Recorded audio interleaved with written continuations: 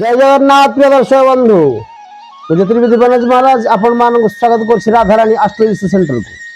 दर्शक बंधु आम चैनल को जब सब्सक्राइब कर आज सब्सक्राइब कर नियंतु एवं वीडियो को लाइक करूँ कहीं अनेक भल उपदेय जिनिस बा कथा वस्तु आपण मान मिल जहाद्वारा कि आपणकर समस्त प्रकार समस्यार समाधान करने।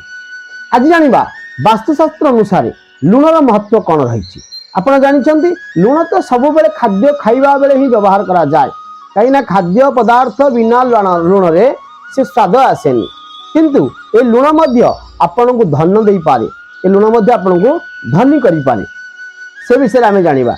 आमे लुण तो साधारण भाव में रोषेई घरे समस्त प्रकार पदार्थर स्वाद बढ़ाइबा पई व्यवहार करि थाउ किंतु बहुत कम लोग जानते कि वास्तुशास्त्र रे ये जो लुणर स्थान बहुत उच्च दिखाई लुण को बहुत प्रकार मंत्र प्रयोग व्यवहार करा साहाय्य घरे थिबा नकारात्मक शक्ति की नष्ट करा तेणु ताहार प्रयोग द्वारा घरे सकारात्मक शक्तिर प्रवेश होता है। तेणु आपण मैंने जानी किसी लोक लुण को विभिन्न प्रकार वशीकरण प्रयोग करती लुणर साहाय्य नियंती। ठीक से भाव में तंत्र मंत्र शक्ति रे राताराति धनी होगापाई लुण को प्रयोग करते। आम जाना ये भाव में लुणर केते गुड़िए वास्तुशास्त्र एवं घरोई उपकरण रे प्रयोग थिबा। जदि आप गोटा लुण व्यवहार करुँच गुंड लुण व्यवहार कर गोटा लुण आगे तो व्यवहार होता है तो सब आयोडीन लुण गुंड लुण आसलानी तथापि जब गोटा लुण को आप व्यवहार करुँच आपड़ कौन करेंगे ना गोटे काच पात्र से लुण को आपड़ कौन करेंगे गोटे स्नान घरे आपन रखिदे जहाद्वारा कि आपणकर नकारात्मक शक्ति दूर हो सकारात्मक शक्ति प्रवेश कर। जदि आप सप्ताह 2 थर पानी रे टिके लुण पकई आप घरटा को पोछा पोछी करेंगे देखिए निहाती भाव में आप घरे नकारात्मक प्रभाव कटी सकारात्मक प्रभाव आसो धनर आगमन घट।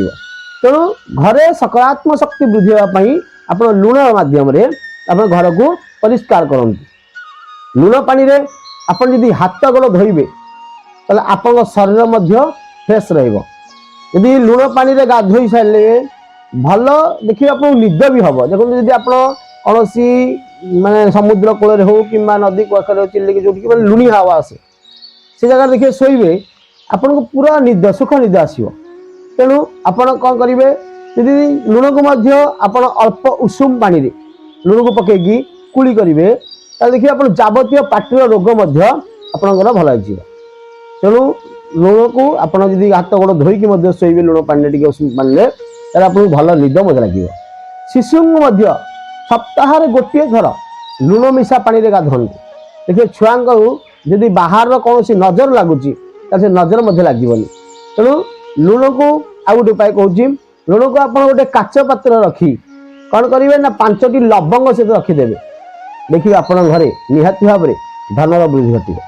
जदि कौन व्यक्ति आप चाकरी होनी चाकरी किसी कर्म समस्या आसूसी लुण को नहीं आप कौन करेंगे निज शरीर चारिपटे 3 थर बुलाई देवे तापर से लुण को आनी फोपाड़ी दिंतु देखिए यह करने द्वारा आपणकर चाकरी आसबरी।